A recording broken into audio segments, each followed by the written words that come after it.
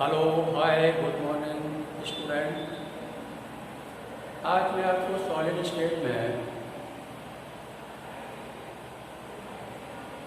समझाने जा रहा हूँ types of cubic unit cell. Types of cubic unit cell. Cubic unit cell कितने टाइप्स के होते हैं और ये क्या होता है, किस तरह के होते हैं। तो एक एक करके आप एक्सप्लेन को समझते चलेंगे। कुछ डिफाइन भी मैं बोलूँगा, तो आप कॉपी और पेन साथ में लेकर के बैठे, ताकि जो मेरे द्वारा बनाई हुई एक सिंपल डिफाइन है उनको आप लिखते ही याद करें। लिखते समय ही आपको याद हो जाएंगे। ऐसे डिफाइन में आप इनको डिफाइन को बताऊंगा। मैं बोलूँगा एससीसी क्या होता है, एफसीसी क्या होता है और बीसीसी क्या होता है। तो क्यूबिक यूनिट सेल के बारे में अगर बात करें तो क्यूबिक यूनिट सेल आप समझ रहे होंगे, बॉक्स की बात कर रहा हूँ। क्यूब समझ रहे हैं आप, एक बॉक्स की बात कर रहा हूँ मैं। तो जो क्यूबिक यूनिट सेल होते हैं वो 3 टाइप्स होते हैं। मैं बता दूँ आपको। सबसे पहला है एससीसी, इसको आप बोलते हैं simple cubic unit cell. Simple cubic unit cell. Second है FCC, face centred unit cell. और थर्ड है BCC, body centred cubic unit cell. तो बेटा याद कर लो इस चीज को कि क्यूबिक यूनिट सेल जो होते हैं वो 3 टाइप्स हैं, एससीसी, एफसीसी और बीसीसी। एससीसी याद करो, एससीसी, एफसीसी, बीसीसी। ऐसे भी बोल सकते हैं आप, एससीसी, बीसीसी और एफसीसी। किसी भी तरीके से आपको कुल मिला के याद होना चाहिए कि कितने टाइप्स के क्यूबिक यूनिट सेल हैं। तो पहले क्यूबिक यूनिट सेल की हम बात करें एससीसी की। एससीसी यानी सिंपल क्यूबिक यूनिट सेल की हम बात करें तो इसको हिंदी में बोलते हैं साधारण घनी इकाई cell. Simple cubic unit cell, साधारण घनी इकाई सेल। तो ऐसा क्या होता है ये, वो डिफाइन हुआ। तो मैंने बोला कॉपी और पेन को साथ में लेकर के बैठे हैं आप, तो कुछ आपके समझ में आएगा तो आप उसको नोट भी कर सकते हैं। ज़्यादा देर तक आप अपने मेरी लैंग्वेज को सुन के ज़्यादा देर तक आप अपने माइंड में नहीं रख सकते, निकल जाएगा। तो सिंपल क्यूबिक यूनिट सेल के डिफाइन में बता रहा हूँ। ऐसा क्यूबिक यूनिट सेल जिसके कॉर्नर पर परमाणु या एटम प्रेजेंट होता है, उसे हम सिंपल क्यूबिक यूनिट सेल कहते हैं। मैं फिर बोल रहा हूँ, ऐसा क्यूबिक यूनिट सेल जिसके केवल कोनों पर एटम प्रेजेंट होते हैं।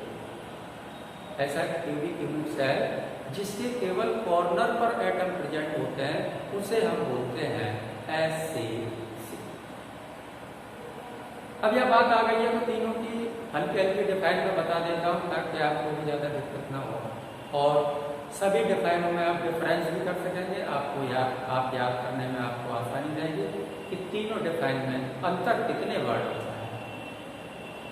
मेरी बात समझ में आ रही होगी आपको, रट्टा लगाने की कोशिश न करें आप। हर बात आती है, यहाँ पर मैं डायग्राम दिखा दूँ इसका सिंपल क्यूबिक यूनिट सेल का, पूरे डिटेलिंग में ले जा रहा हूँ मैं आपको। ये एक बॉक्स है जिसको हम क्यूब बोल रहे हैं, दिखाई दे रहा होगा। थोड़ा स्पेस कम है मेरे पास, इसलिए मैंने छोटा सा बना दिया है।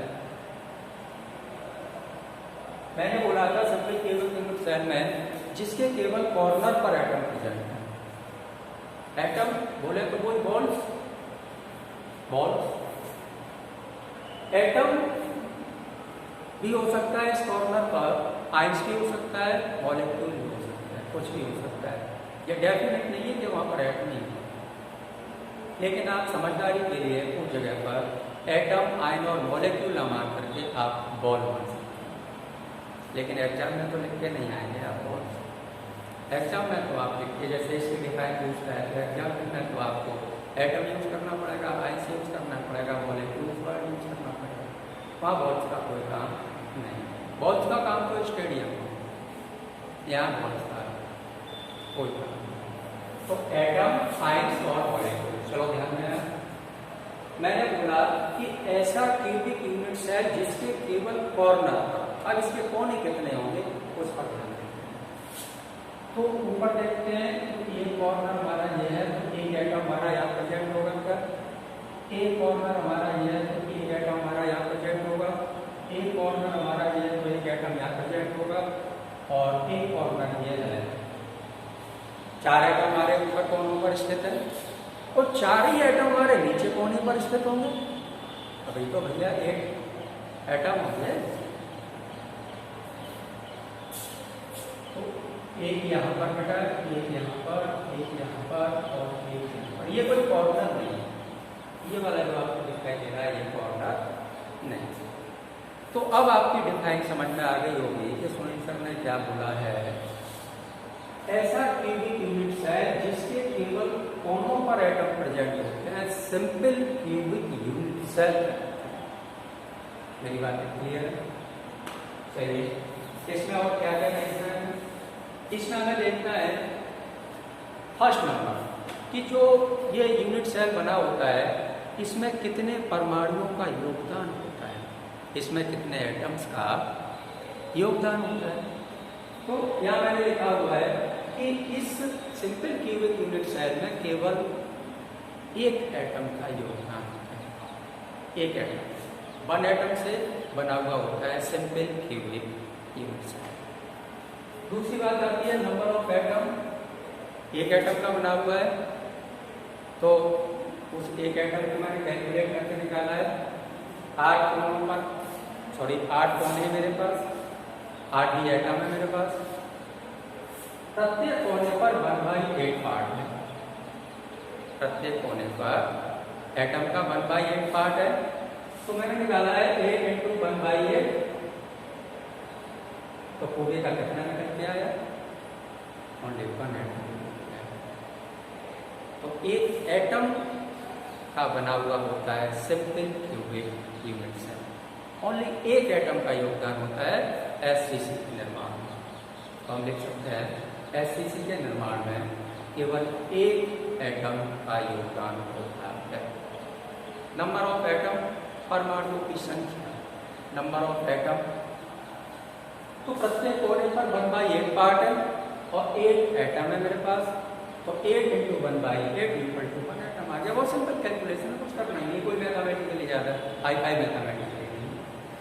नेक्स्ट पॉइंट है थर्ड, कोऑर्डिनेशन नंबर। इसकी कोऑर्डिनेशन नंबर क्या होती है? तो बच्चों मैं बता दूं आपको कि मेरे पास 4 बॉल्स हैं, उसके नीचे 4 बॉल्स और मैंने बना दी, फिर उसके नीचे 4 बॉल्स और बना दी, फिर उसके नीचे भी मैंने 4 बॉल्स बना दी। तो इस तरीके से मैं आपको थोड़ा सा बता देता हूँ। इस कोने में आपको नजर आ रहा होगा, एक एग्जाम्पल लेके बता रहा हूँ, आप ये नहीं समझेंगे इतना डिस्टेंस से ही या थोड़े क्या बोला मैंने, कोऑर्डिनेशन नंबर 6 क्यों नहीं निकल के आएगी? 6 भी निकल के आएगी, 8 भी निकल के आएगी, 12 भी निकल के आएगी, सब निकल के आएगी अगर आप निकालेंगे तो, और मेरे साथ निकालेंगे तो काफी अच्छा रहेगा। तो मेरे पास ये 4 बॉल्स हैं, इनके नीचे मैंने 4 बॉल दिखाई दे रहा होगा आपको, 4 बॉल और बनाई मैंने। चलिए इसके नीचे ऊपर बना लेते हैं, नीचे दिखाई देने पर ये 4 बॉल्स बना दी मैंने। अब हमें देखना क्या है, इसमें कोऑर्डिनेशन नंबर का समन्वय संख्या कैसे पता करना है कि इसकी समन्वय संख्या बोले तो कोऑर्डिनेशन नंबर अच्छे समझते जाए आप। तो एक कोई से भी एक बॉल उठा लो, कोई से भी एक बॉल पकड़ लो, अब बस काम ओनली वन। तो मैंने इस बॉल को पकड़ा, इस वाली बॉल को पकड़ा देते हैं आप, तो तो इस बॉल को हमें ये देखना है कि इस बॉल को कितनी अदर बॉल लाइन टच कर रही है।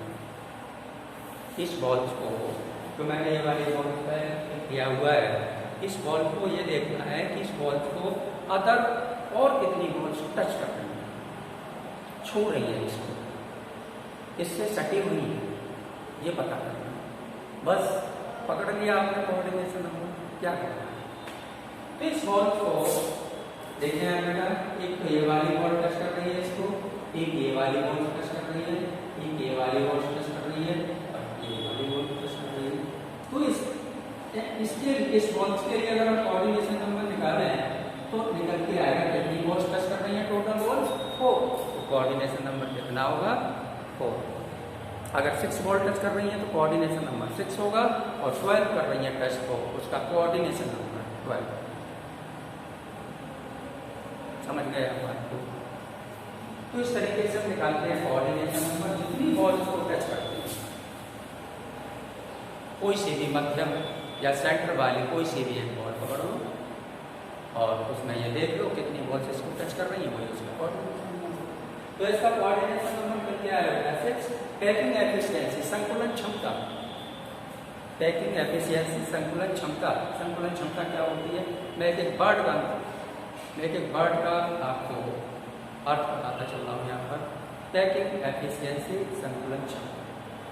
स्फीयर क्रिस्टल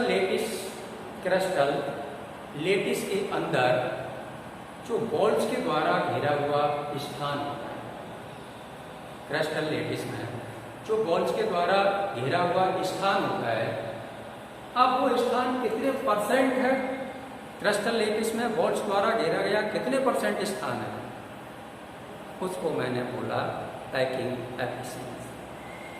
क्लियर हो गया।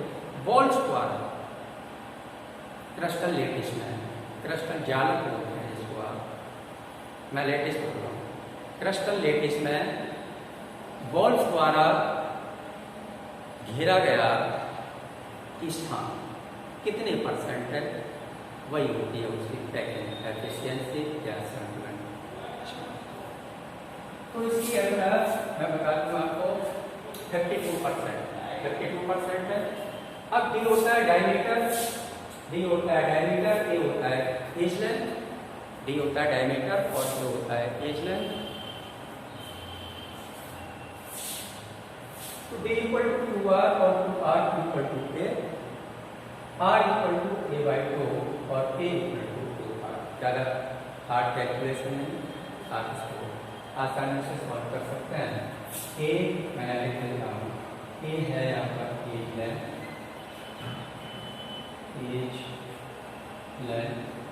r है रेडियस,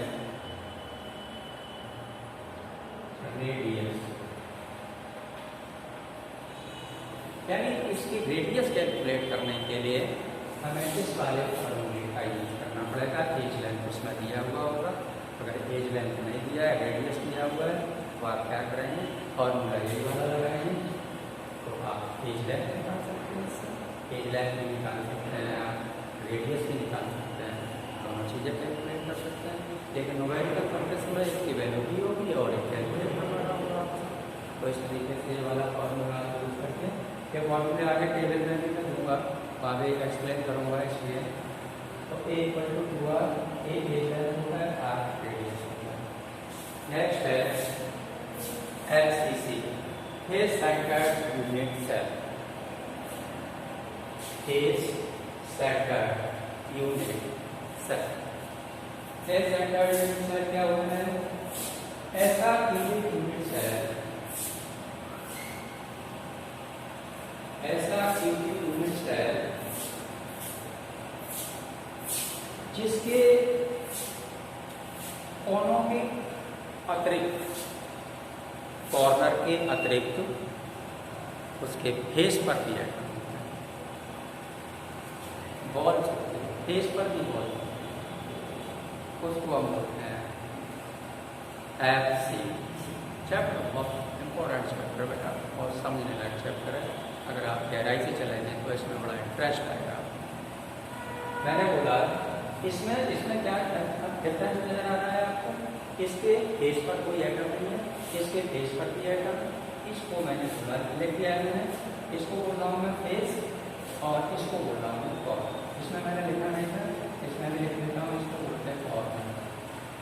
तो ऐसा क्यूबिक यूनिट्स है जिसके कोनों के अतिरिक्त, मेरी डिफाइन को नोट कर लेना, ऐसा क्यूबिक यूनिट सेल, ऐसा क्यूबिक यूनिट सेल जिसके कोनों के अतिरिक्त फेस पर भी एटम, फेस पर भी एटम प्रेजेंट होता है, तो उसे हम बोलते हैं FCC। FCC थोड़ी ज़्यादा FCC में देखते हैं कितने परमाणुओं का योगदान होता है। FCC में 4 एटम्स का योगदान और 4 एटम्स पार्टिसिपेट। अब नंबर ऑफ एटम कैलकुलेट करेंगे। मैंने बोला नंबर ऑफ एटम, तो 8 तो बेटा कॉर्नर पर है, 1 2 3 4 5 6 7 8 और 6 फेस पर है। 6 फेस पर मैं कैसे दिखा रहा हूँ आपको, 1 2 3 4 5 और ये 6 फेस पर। जो फेस पर एटम होता है उसका पार्ट होता है 1/2 और जो कॉर्नर पर होता है उसका पार्ट होता है 1/8। उसका हिस्सा होता है उसमें 1/8, उस कोने पर उस एटम का 1/8वां पार्ट होता है। और जब फेस पर होता है एटम तो उसका कितना हिस्सा होगा, 1/2 हिस्सा होता है एक एटम पर, एक कोने पर, एक फेस पर। तो यहाँ पर 8 कॉर्नर पर है प्लस 6 फेस पर है, 8 कॉर्नर पर है प्लस 6 फेस पर है। तो 8 इंटू, अब कॉर्नर पर कितना हिस्सा होगा, उसका कितना पार्ट होगा, 1/8 होगा। तो 8 इंटू 1/8, अब प्लस का साइन लगाया, 6 फेस पर है और फेस पर कितना होता है पार्ट, 1/2 होता है। तो 6 इंटू 1/2, 2 से मैंने 6 3 बार कैंसिल कर दिया, 8 से 8 कैंसिल कर दिया, तो 3 ये बचा और 1 इधर बचा, तो 1 + 3 4। क्लियर है? सेकेंड वन क्लियर हो गया। थर्ड देखते हैं कोऑर्डिनेशन नंबर। इसी तरीके से कोऑर्डिनेशन नंबर निकालना है, सेम कुछ नहीं, इसी तरीके से मैं आपको बता चुका हूँ बहुत के द्वारा। कोऑर्डिनेशन नंबर आगे इसकी निकलती है बेटा 12। और पैकिंग एफिशिएंसी, ये मैं एक्सप्लेन कर चुका हूँ। पैकिंग एफिशिएंसी संकलन क्षमता, गोलों के द्वारा घेरा हुआ स्थान कितने %, कितने % स्थान में गोले भरे हुए हैं, उसको हम बोलते हैं पैकिंग एफिशिएंसी। तो FCC में पैकिंग एफिशिएंसी होती है 74%। आपके फॉर्मूला है आपका D = A/, diameter, diameter D होता है, डायमीटर D होता है, A होता है बेटा केज लेंथ। तो D = A/√2, तो D = A, इसकी वैल्यू रखनी है 0.707 और R = A/√2, A = 2√2। इससे हम क्या निकालेंगे, एक लेंथ भी निकालेंगे, रेडियस भी निकालेंगे। और इधर देखें आप, थोड़ा सा इधर और एक्सप्लेन किया है, 2R = 0.707 है, वैल्यू रखनी है उसमें। अब R की वैल्यू आपने निकाली तो 2 का डिवाइड दे दिया, इस वैल्यू में मैंने 2 का डिवाइड दे दिया, तो एक तो इसके साथ चले जाए, तो इसका इसमें डिवाइड देंगे तो R = आएगा 0.35, यानी 7 को मैंने छोड़ दिया, मैंने 70 ले लिया, तो 70 में 2 का डिवाइड देंगे 0.35 आएगा। और ए तो यहाँ भी लगा हुआ है, तो एक लेंथ यहाँ भी है और एक लेंथ यहाँ। तो इस तरीके से ये हो गया आपका FCC। अब बात करते हैं BCC की। BCC में देखें यार, BCC की डिफाइन को समझें पहले यार। FCC की डिफाइन और BCC की डिफाइन, SCC की डिफाइन लगभग कुछ ज़्यादा अंतर नहीं है उनमें, एक वर्ड का अंतर है बस। अगर आप थोड़ा गहराई से देखें और रट्टा लगाना है तो रट्टा लगाते रहे, तो रट्टा लगाते हैं, रट्टा लगाते हैं। थर्ड है BCC, डिफाइन याद होनी चाहिए आपको। और मैं कई बार बोल चुका हूँ कि आप पेन और कॉपी लेकर के बैठे, जो मैं डिफाइन बोलता हूँ उनको आप नोट भी करते रहें। BCC body centred cubic unit cell, body centred cubic unit cell. तो ऐसा क्यूबिक यूनिट सेल जिसके कोनों के अतिरिक्त, मैंने क्या बोला, मैंने बोला ऐसा क्यूबिक यूनिट सेल जिसके कोनों के अतिरिक्त, कॉर्नर के अतिरिक्त एक एटम सेंटर पर भी होता है, एक एटम सेंटर पर भी होता है, उसको हम बोलते हैं BCC, body centre cubic unit cell. Define समझ में आ गई होगी। देखो 8 तो बेटा कॉर्नर पर है, 4 ऊपर और 4 नीचे, और एक सेंटर पर है, जो मैंने ये लिख दिया है, एक एटम इसमें सेंटर पर है, एक और सेंटर पर है। तो डिफाइन को कर समझाया कि ऐसा क्यूबिक यूनिट सेल जिसके कोनों के अतिरिक्त एक एटम सेंटर पर भी होता है, एक एटम सेंटर पर भी होता है, तो उसे हम बोलते हैं body centre cubic unit cell, body centre cubic unit cell. Define मेरी समझ में आ गई होगी। और सिंपल कर दिया मैंने डिफाइन को, बहुत सिंप्लीफाइड किया है मैंने। सेकंड है, इसमें कितने एटम का योगदान होता है, तो बेटा इसमें BCC में 2 एटम का योगदान होता है। बहुत इंपॉर्टेंट वैल्यू है ये, जो एटम का योगदान है बहुत इंपॉर्टेंट वैल्यू है। ये जेड की वैल्यू का पता चलता है न्यूमेरिकल में, इससे परमाणु की संख्या, नंबर ऑफ एटम कितने हैं, BCC के लिए कितने होते हैं, FCC के लिए कितने होते हैं, SCC के लिए कितने होते हैं, तो वो जेड की वैल्यू होती है। आगे फॉर्मूला डेंसिटी में मैं फॉर्मूला बताऊंगा, तब वहाँ पर एक्सप्लेन और करूँगा इसको मैं जेड को। फिर आता है नंबर ऑफ एटम, तो एक तो बेटा कॉर्नर पर है और एक सेंटर पर है, एक कॉर्नर पर है और एक एटम सेंटर पर है। तो जो सेंटर पर है वो तो पूरा ही है, उसका योगदान, उसका कोई 1/6 या 1/8 पार्ट नहीं होता है, वो पूरा का पूरा पार्ट होता है। क्लियर है? तो 8 × 1/8 जो कॉर्नर पर होता है उसका पार्ट होता है 1/8 + 1 × 1, एक ही तो सेंटर पर। तो इसको कैलकुलेट करके निकाला है 1 + 1, 8 से 8 कैंसिल हो गया, 1 + 1, 1 × 1 तो बन ही रहेगा। तो 1 + 1 = 2 एटम आ गए। अब आता है कोऑर्डिनेशन नंबर, तो कोऑर्डिनेशन नंबर इसका निकल के आएगा बेटा 8। पैकिंग एफिशिएंसी, इसकी डिटेलिंग करूंगा मैं कि 68% जो होता है वो आगे वाले टॉपिक में डिटेलिंग करूंगा इसकी में, कि जो हम 52